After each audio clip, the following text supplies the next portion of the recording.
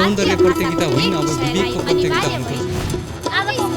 प्रतियोगिता हुनुपर्छ। When every child who get back the imprisoned, rewards with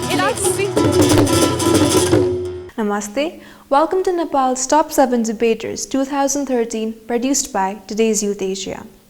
In today's episode, we are featuring the journey of the winners of Nepal's Top 7 Debaters 2013 English language from the audition round to the final round. The winner of Nepal's Top 7 Debaters 2013 in the category 2, grade 7, 8 and 9 English languages, ELIZA PRASAI of grade 9 from Skywriter School, Chitwan. This is her journey from the audition round to the final round. In this debate, I have been given the topic, Zoo is a good concept to see wild animals, and I am speaking against the motion. Well, what visitors see in a zoo is a lot different compared to the strong and flexible creatures of the wild.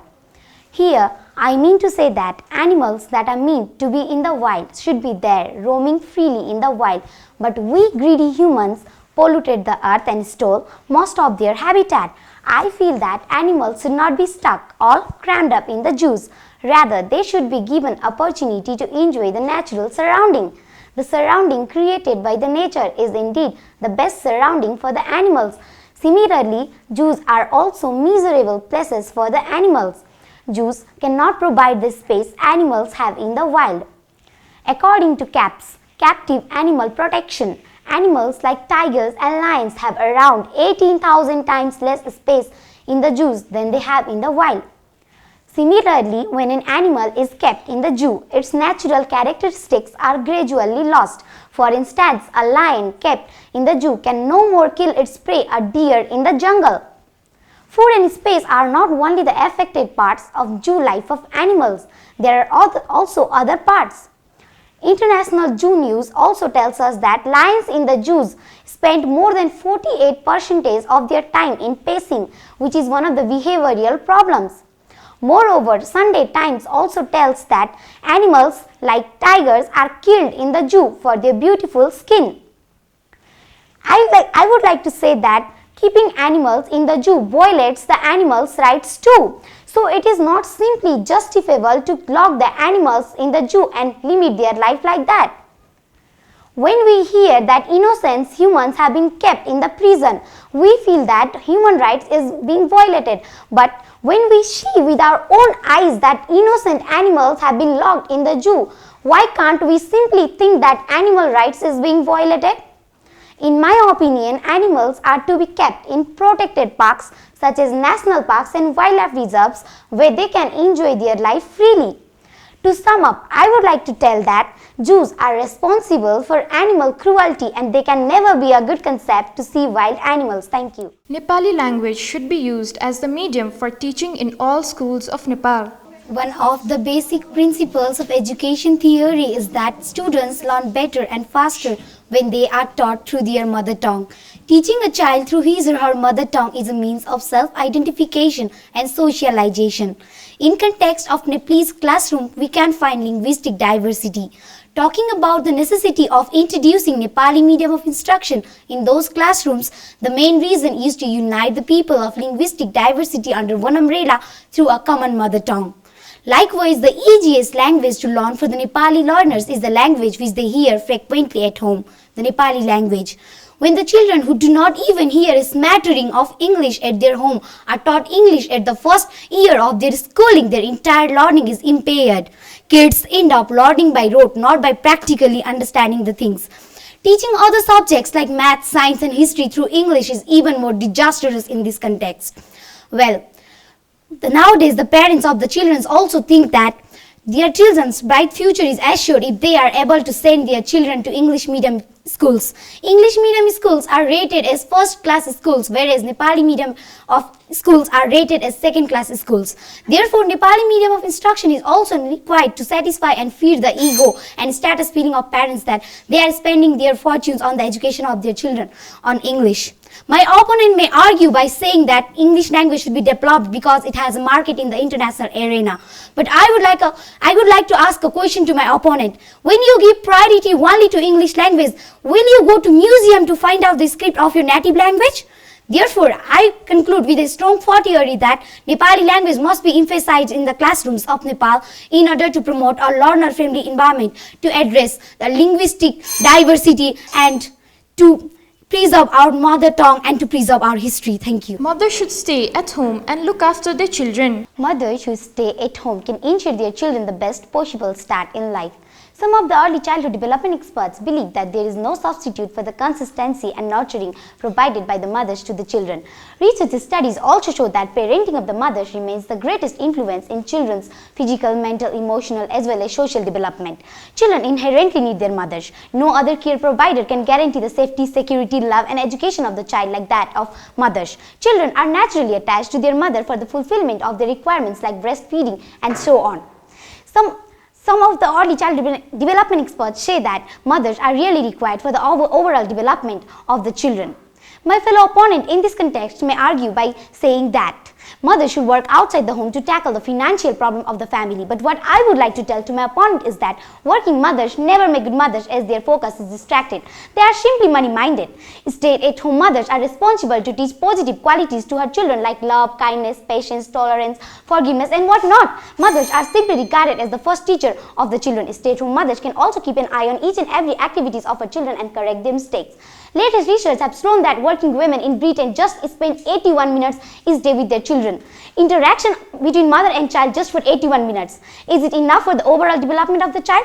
Therefore, a responsible mother should always stay at home and teach necessary morals and values to her children. The children are not to be neglected for the sake of outside employment. Women as a whole are praised for successful raising of children at home and this role is more valued than a woman working. Thank you. Mothers who remain outside the home are not able to give proper care and affection to their children, due to which there may be the sense of guilt and inadequacy for the mothers as they feel that they are neglecting their children. On the other hand, mothers may feel extreme stress and tiredness as they have to juggle two jobs at once. My fellow opponent in this context argued by saying that the situations have changed and so on. But situations have changed. Does it mean that the love and affection a child has to deserve from its mother have also decreased? Of course not. A research done by Essex University of UK showed that the children of working mothers are more aggressive and slow learners than that of stay-at-home mothers. And do not you think that mothers should always stay at home and look after their children to teach the necessary morals and values so that their children can be the ideal citizens of the state? I strongly disagree with my opponent's points that mothers should work outside the home. If mothers work outside the home, then who will be there to look after the children in this age? Of course, mothers are responsible to teach their children about different things as the mothers perfectly know their children. Therefore, I come up with a strong conclusion that mothers are responsible, totally responsible to look after their children. Thank you. Marks and grades don't reflect a student's intelligence. Marks is the outcome of 3 hours efforts of writing. It would not act out as a greater measure of what one actually knows and can do. Testing a student's intelligence through marks means to test it from examination point of view, where exams do not show how intelligent a student is. They rather show the remembrance and recollecting abilities of the students. Change in examination scores never translate into change in students' ability. Rather than marks, manual ability, diplomacy, creativity and motivation are other important values in general which can be used to measure a student's intelligence. Similarly, a student who gets less marks in the examination cannot be considered as a fool. Getting good marks in the examination and only bookish knowledge does not mean that a student is perfect. Similarly, a student who gets less marks in the examination, you cannot consider him to be less intelligent.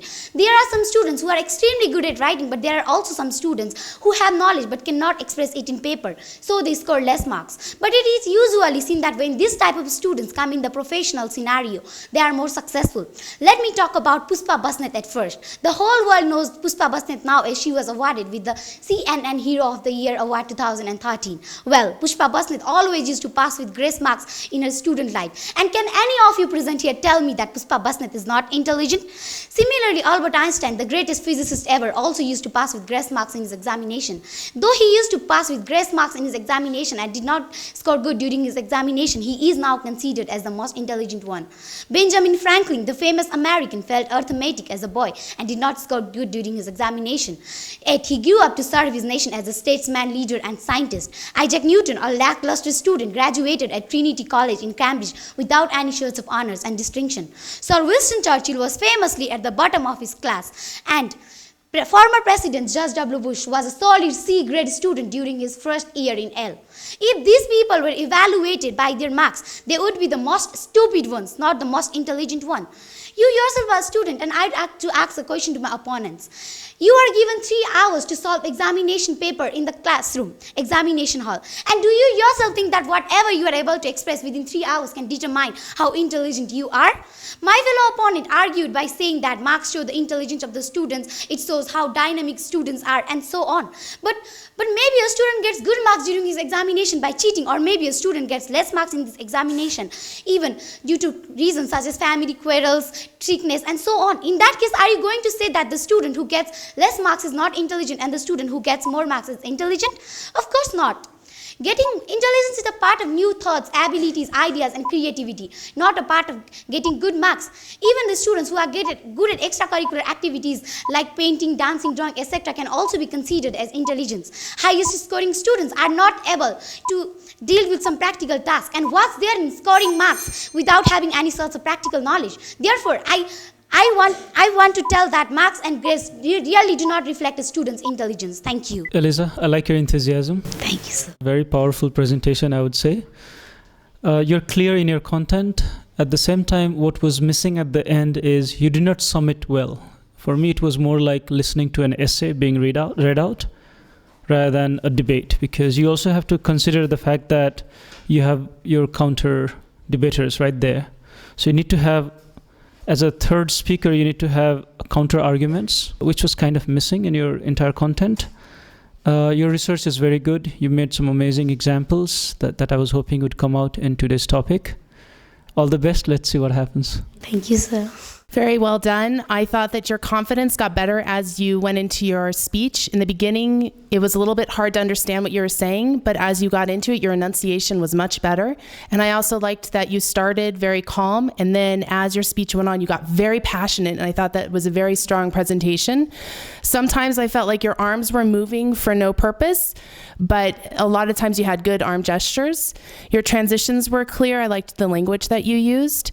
And also, at the end, it seemed, as he mentioned, that it was a little bit more opinion as opposed to more research-based at the end. And so I also would have liked a little bit more of examples at the end as opposed to just opinion. But I thought that you used really nice examples early on.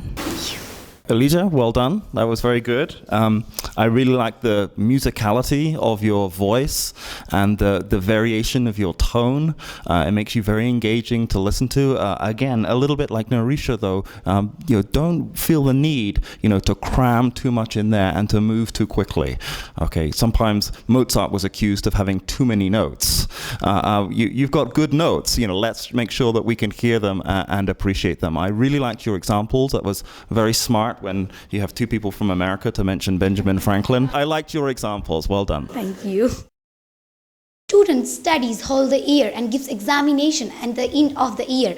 And does it mean that by getting less marks, a student is not perfect in his or her studies and is completely awful? Of course not. I don't feel that marks are everything. My fellow opponent said that intelligence of the student is sketched in the examination paper, and intelligence is shown by the marks and grades. I would like to differ in this regard. In our country too, we have heard of students committing suicide when they get less marks in the SLC examination. I feel that comparing intelligence with marks and grades is not simply justifiable for the students as it depresses them and suppresses their hidden talents. What helps the students survive is their adaptational capability and intelligence that can never be compared with marks. Thank you.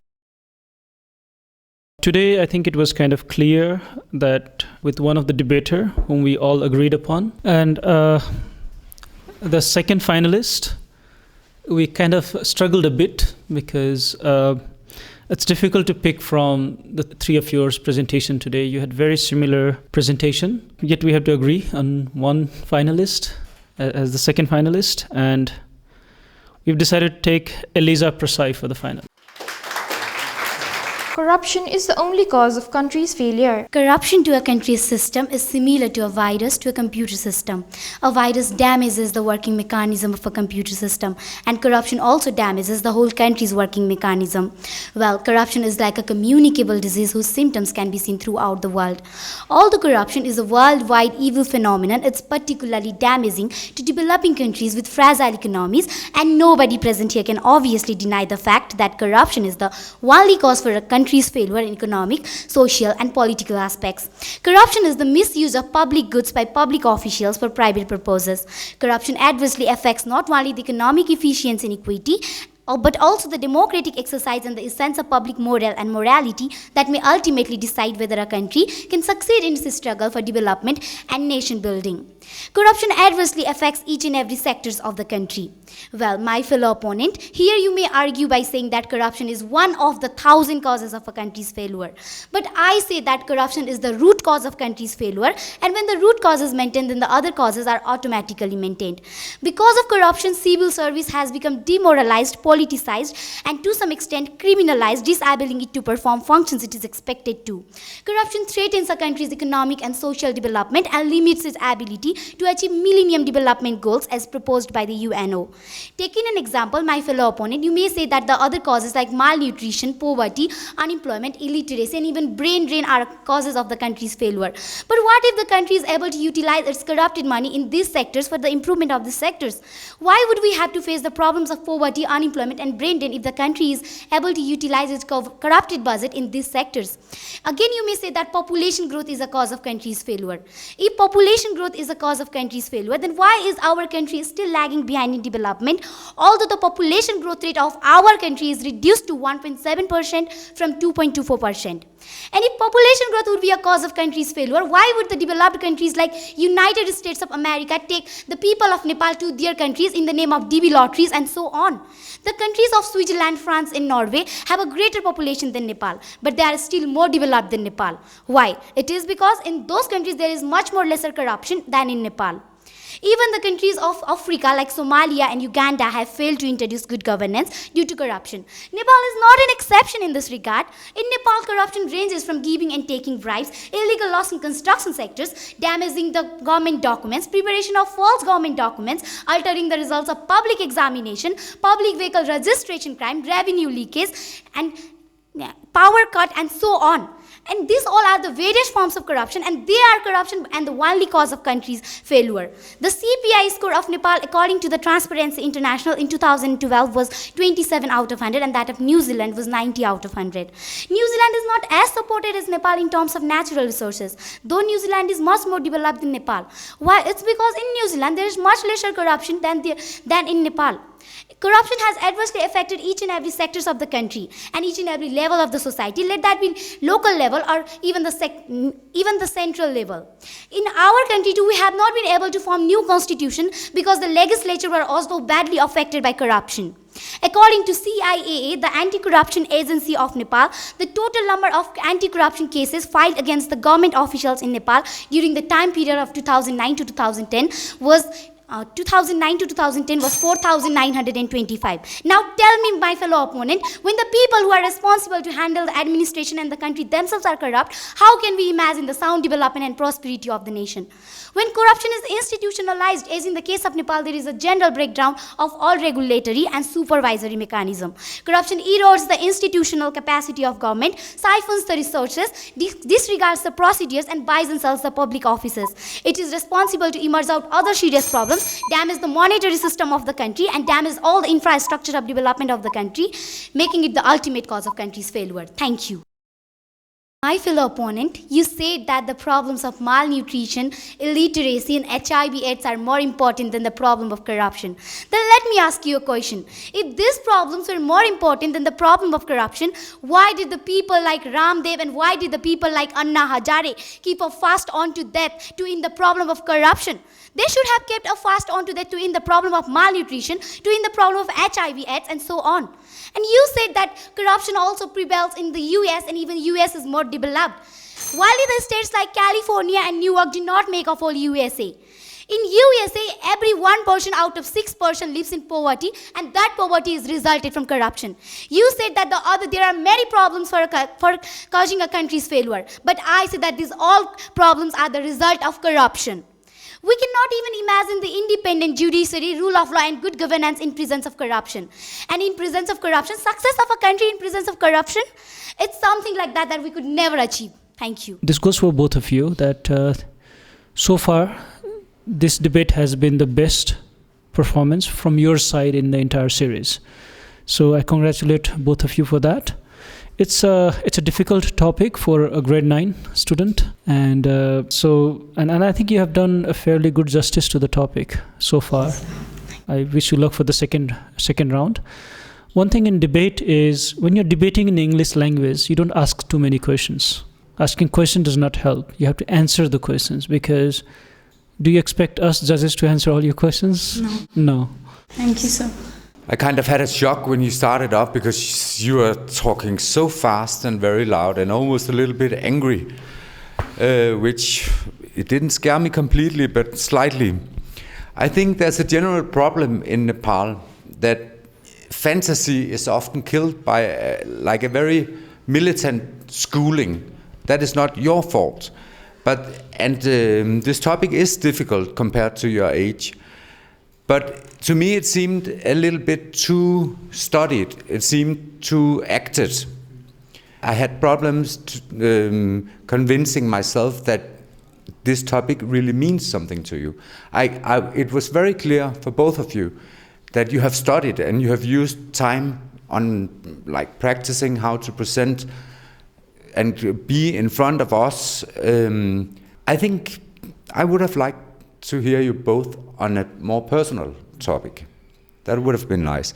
But don't take this as a hard criticism, because it's not. Thank you. Thank you, sir. ELIZA, I thought your definition of corruption was great. I liked your analogies to computer systems and the analogies with other countries. That's a good way to relate the topic to something that other people might know about. I liked the fluency with which you spoke. I think you did speak quite quickly. You could slow it down a little bit, but you were very fluent. You got a lot of good points in there. I like the way you emphasized the idea that corruption is a cause of problems rather than a consequence of problems. One thing I would encourage you both to do in the next round is to maybe think more about how corruption is not just about paying bribes. Maybe if you could bring those things out a little bit, that would be really interesting. Thank you. We deal with corrupt practices in each and every walk of our life. Corruption has a disastrous effect in each and every part of our life. Social and physical infrastructures built during the course of development due to corruption suffer from short lifespan and disrepair. My fellow opponent, you said that Russia should have upgraded its level. But do you know that the CPI score of Russia, according to the report of 2012 AD, is just 28 out of 100? And that of Nepal is 27 out of 100. Are not Russia and Nepal of the same rank? Of course they are. And how can Russia upgrade its position until it improves its corrupt conditions?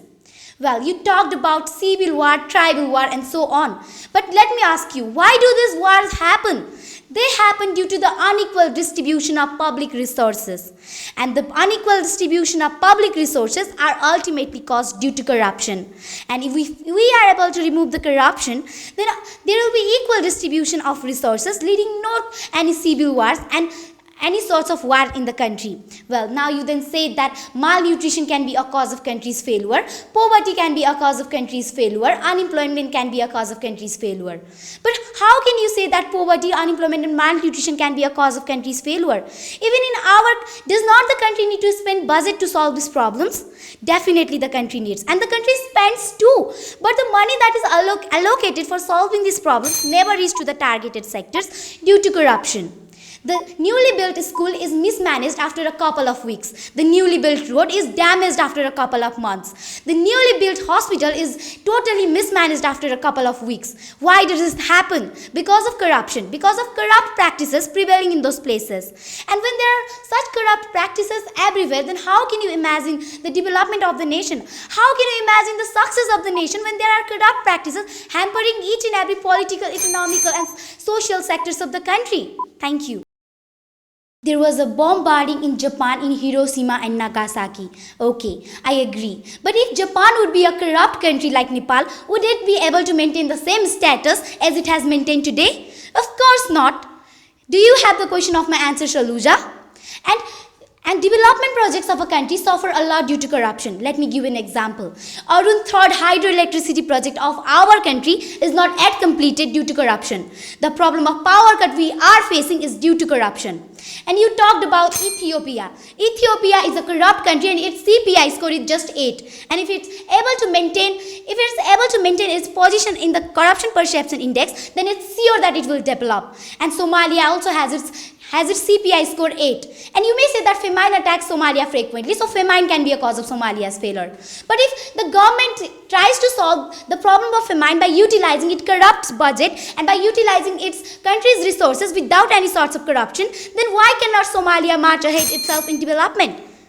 Therefore, I come up with a strong conclusion that the factors corruption causes a hindrance in country's administration, in country's economy, in country's politics, and so on, that makes it the only cause for country's failure. Thank you. ELIZA, your talk about civil war and unequal distribution of public resources and all of these issues that corruption is at the heart of, was really well argued. I thought you clearly laid that out.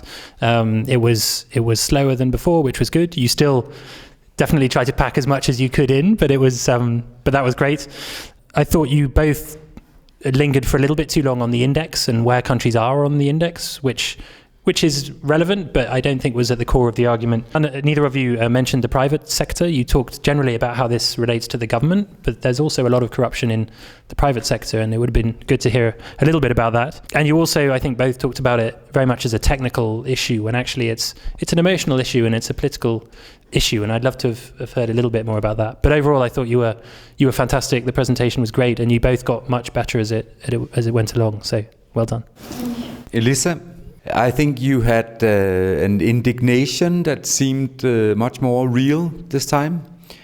Still, I think there was a lack of spontaneity, and that might have to do with the fact that you're not older than you are. And I mean, I'm not really convinced of how much corruption has influence on your daily life. But I think you did very well. Overall, I think you both made a very strong impression, and I would really like to see you keep up the good and studying spirit. Thank you. I'm glad that you maintained your consistency in the second round, and you still had certain contents to give out. ELIZA, I would still say that you'll have to be slow and clear as you speak. And ELIZA, you brought new contents in the second round. Like totally we didn't hear, and that was very impressive. And I like the way you brought counter argument on the issues of Japan and Ethiopia. And that was very well picked. What was most impressive is the example of Arun III corruption, which you could have used in the first argument. You saved it till the last, and you didn't forget it. So I think that is a very good way of rebuttal or counter argument for a debater to hold on to a content like that and save it till the last. So I think that was very smart of you. Let's see what the results are like. You both have done very well today. Thank you, sir. Winner for category 2, grade 7, 8 and 9 English language is ELIZA PRASAI.